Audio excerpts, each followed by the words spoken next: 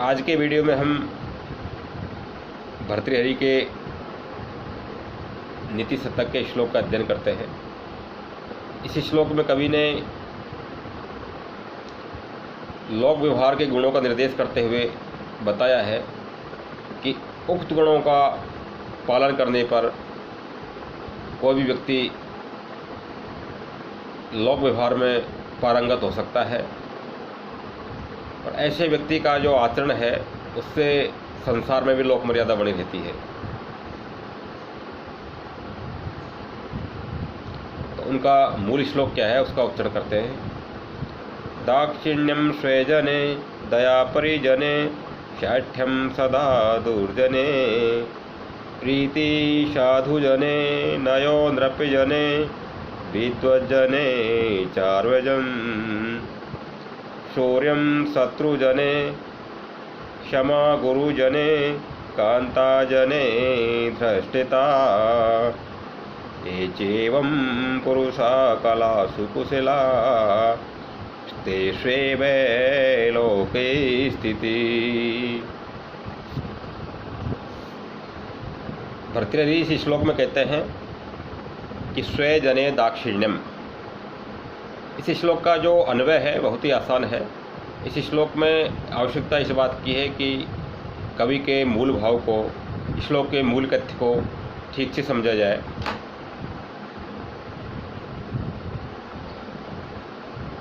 तो भर्तृहरि कहते हैं कि स्वे जने दाक्षिण्यम। स्वजन होते हैं जो पारिवारिक लोग होते हैं, जिनसे हमारा आत्मीयता का रिश्ता होता है, खून का रिश्ता होता है। ऐसे स्वजने दाक्षिण्यम, ऐसे जो हमारे परिजन है, परिवार के लोग हैं, बंधु बांधव है, उनके प्रति भर्तृहरि का कहना है कि दाक्षिण्यम, उदारता का व्यवहार किया जाना चाहिए। जैसा वो चाहते हैं वैसा ही व्यवहार उनके साथ किया जाना चाहिए। अन्यथा वो आपकी निंदा करने लगेंगे तो लोक में आपकी जो निंदा होने लगेगी। जिस व्यक्ति का कहते हैं जिस व्यक्ति जो अपनों का नहीं हो सकता वो दूसरों का क्या हो सकता है। जिस व्यक्ति के घर वाले ही परिवार वाले ही बुराई करते हैं, उसकी प्रशंसा नहीं करते, तो फिर वो व्यक्ति को और ज़माना भी स्वीकार नहीं कर सकता, लोक भी स्वीकार नहीं करता। इसलिए लोक व्यवहार ये है कि व्यक्ति अपने परिवार बंधु बांधवों के प्रति दाक्षिण्यम, उदारता का व्यवहार करता हुआ पेश आए, उनकी मन से हेल्प करे, सहायता करे, तो वो आपकी प्रशंसा करने लगेंगे, तो व्यक्ति की जो प्रसिद्धि भी संसार होने लगेगी। तो बात इतनी सी है कि स्वे जने दाक्षिण्यम। भर्तृहरि ने गागर में सागर भरते हुए सब कुछ कह डाला है कि स्वे जने दाक्षिण्यम, परिवारजनों बंधु बांधवों के प्रति उदारता का व्यवहार करना चाहिए। जैसा वो चाहते हैं आपसे कोऑपरेशन, वैसा उनको कोऑपरेशन करिए। जैसा आपसे वो अपेक्षा करते हैं उन अपेक्षाओं को खरा उतरने का पूरा प्रयास करिए। ये भाव इस भर्तृहरि के निर्देश में है। स्वे जने दाक्षिण्यम, यानी दाक्षिण्य में उदारता का व्यवहार करना चाहिए। फिर भर्तृहरि कहते हैं परिजने दया। परिजनों के प्रति लोक व्यवहार में कुशल व्यक्ति को दया का बर्ताव करना चाहिए, दया भाव रखना चाहिए। परिजन वो लोग होते हैं जो हम पर आश्रित होते हैं, जैसे नौकर चाकर वगैरह, आपके छोटे छोटे विविध कार्य करने वाले लोग, जो जीवन में आपको आसानी हो जाती है। आपका सेवा करने वाले लोग, जो सेवक गण है, उनको यहाँ पर परिजन शब्द से अभिहित किया है। तो सेवक गणों के प्रति दया का भाव करना चाहिए। यदि उनके प्रति दया नहीं रखोगे तो फिर उनको बहुत ही कानून से पेश आकर, उनके साथ नियम शर्तों के साथ पेश आकर उनसे ज़्यादा काम लोगे, उनको ज़्यादा परेशान करोगे, तो फिर वो मन से आपकी सेवा नहीं कर पाएंगे। इसलिए भर्तृहरि ने लोक व्यवहार की दृष्टि से ये निर्देश किया है कि परिजने दया, सेवक गणों के प्रति व्यक्ति को दया का भाव रखना चाहिए। सदा दुर्जने साठ्यम। कवि यहाँ पर अगले वाक्य में कहते हैं कि सदा ही दुर्जने सदा साठ्यम। दुर्जने यानी दुष्ट लोगों के प्रति, दुर्जन लोगों, धूर्त लोगों के प्रति सदैव साठ्यम, सठता का व्यवहार करना चाहिए, चालाकी का व्यवहार करना चाहिए। यदि दुष्ट जनों के प्रति सठता का व्यवहार नहीं किया तो वो आपके खिलाफ षड्यंत्र करने लगेंगे, आपको नुकसान पहुंचा देंगे। इसलिए कहते हैं ना, सठम साठ्यम समास रहे थे, दुष्ट के साथ दुष्टता का व्यवहार किया जाना चाहिए। ये कवि ने यहाँ पर लोक व्यवहार के लिए आवश्यक बताया है। अन्यथा वो दुष्ट लोग आपके वजूद को, आपके अस्तित्व को खत्म कर देंगे। इसलिए आवश्यक है कि उनके प्रति सदा चालाकी, चतुरता और सठता का व्यवहार उनके साथ किया जाए, दुष्टों के साथ दुष्टता का व्यवहार किया जाए। तो कवि यहाँ पर कहते हैं दुर्जने सदा साठ्यम, दुर्जनों के प्रति सदा सठता का व्यवहार किया जाना चाहिए।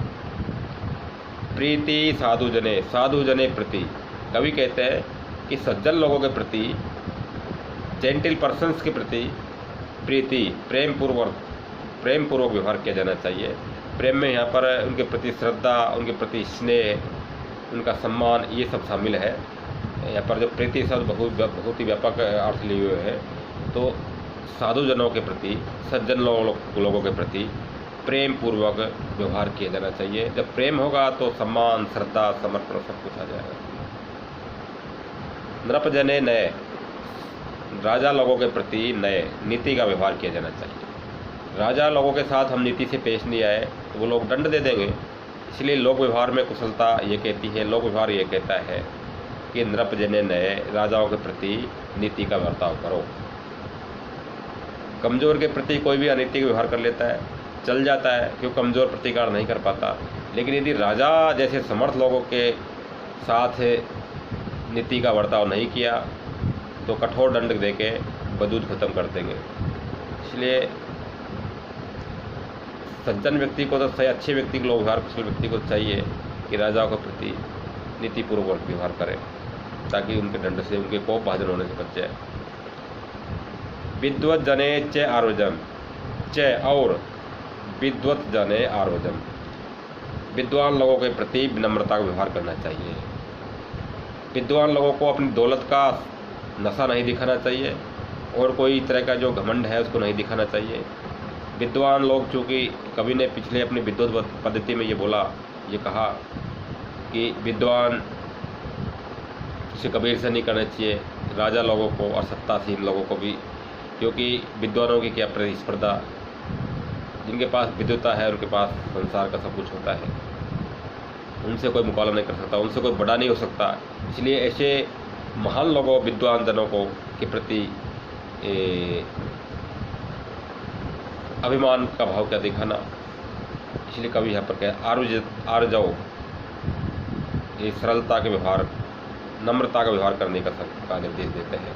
कवि कहते हैं कि लोक व्यवहार की दृष्टि से विद्वत जने आरोजम, विद्वान लोगों के प्रति सरलता का व्यवहार किया जाना चाहिए। शत्रु जने शौर्यम, कवि भर्तृहरि कहते हैं शत्रुजनों के प्रति शौर्य का व्यवहार किया जाना चाहिए, पराक्रम का व्यवहार किया जाना चाहिए। जब कभी शत्रुओं से पाला पड़ जाए तो उनको प्रचंड पराक्रम दिखाना चाहिए ताकि शत्रु कभी भी दोबारा जो हमें आंख दिखाने की कोशिश नहीं करे। शत्रुओं के प्रति पराक्रम में यदि कोई कमी रह जाएगी तो शत्रु लोग आपकी कमजोरी का फायदा उठाकर आप पर कब्जा कर लेंगे। कवि ने यहाँ पर निर्देश दिया कि शत्रुजने शौर्यम, शत्रुजनों के प्रति शौर्य का बर्ताव किया जाना चाहिए। चाहे किसी देश का मामला हो, चाहे व्यक्ति का मामला हो, ये शत्रु है तो शत्रु को कभी भी अपनी कमजोरी मत दिखाओ, शत्रु के प्रति आक्रामक रहने का कवि ने यहाँ पर निर्देश किया। गुरुजने क्षमा, गुरुजनों के प्रति क्षमाशीलता का व्यवहार करना चाहिए, सहिष्णुता का व्यवहार किया जाना चाहिए। अन्यथा गुरुजन यदि दुखी हो गए तो वो श्राप दे देंगे। गुरुजनों को दुखी करके कोई व्यक्ति तरक्की नहीं कर सकता। इसलिए गुरु लोगों के प्रति क्षमाशीलता का व्यवहार करना चाहिए, उनको कभी गुस्सा नहीं दिखाना चाहिए।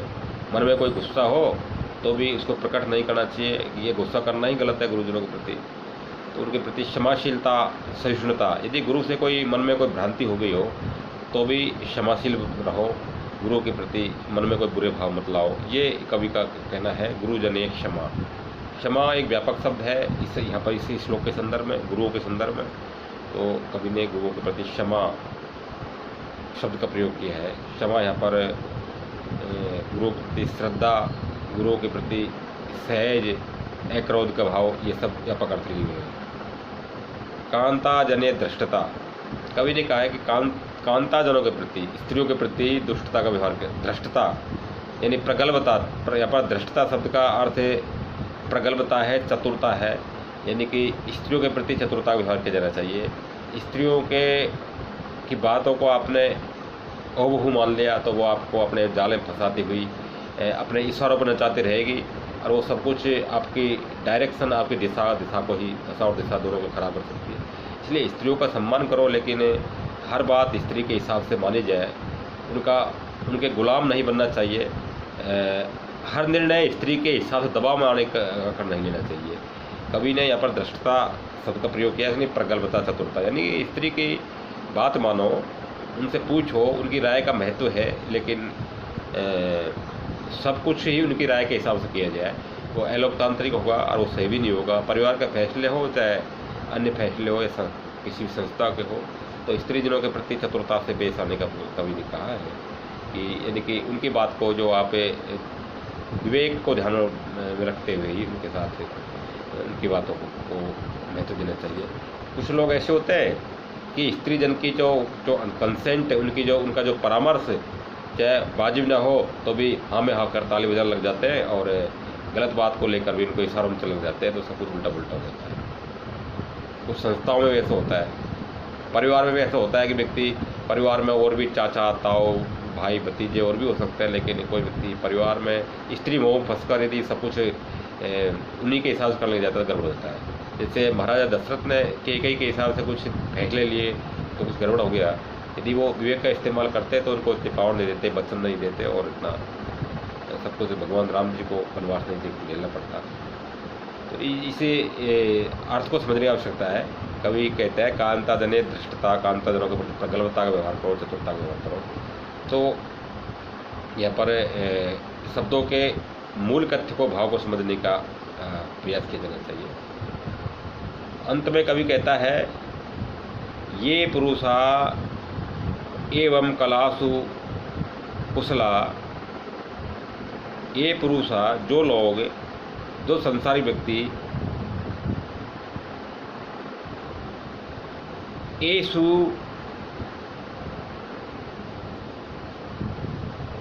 एवं, इस तरह से, ए पुरुषा, जो लोग, कलासु कुशला, इन कलाओं में कुशल होते हैं, इन बातों में, इस लोक व्यवहार, युक्त बताए हुए लोक व्यवहार में पारंगत होते हैं। तेसु एव लोक स्थिति ही, उन व्यक्तियों की ही संसार में स्थिति होती है। उन ऐसे व्यक्तियों की वजह से ही संसार में लोक मर्यादा बनी रहती है, मर्यादा का उल्लंघन नहीं होता। संसार में कानून व्यवस्था इत्यादि बहुत ही सहज रूप से चलती रहती है। संसार मर्यादा में रहता है, मर्यादा से शांति वगैरह स्वतः ही आ जाती है। तो कभी कहता है इन बातों में जो कोई व्यक्ति पारंगत होता है, उन्हीं से ही उस व्यक्ति की लोक में स्थिति होती है। लोक में स्थिति यानी वह व्यक्ति लोक में उसका मान सम्मान बढ़ता है, संसार जमाना उस व्यक्ति को स्वीकार करता है। और इसका एक दूसरा अर्थ ये है कि ऐसे व्यक्तियों के लोक व्यवहार में कुशल व्यक्तियों की वजह से ही संसार में मर्यादा बनी रहती है। मर्यादा से सभी को फायदा है, संसारिक जीवन सुगमता से चलता रहता है। नमस्कार।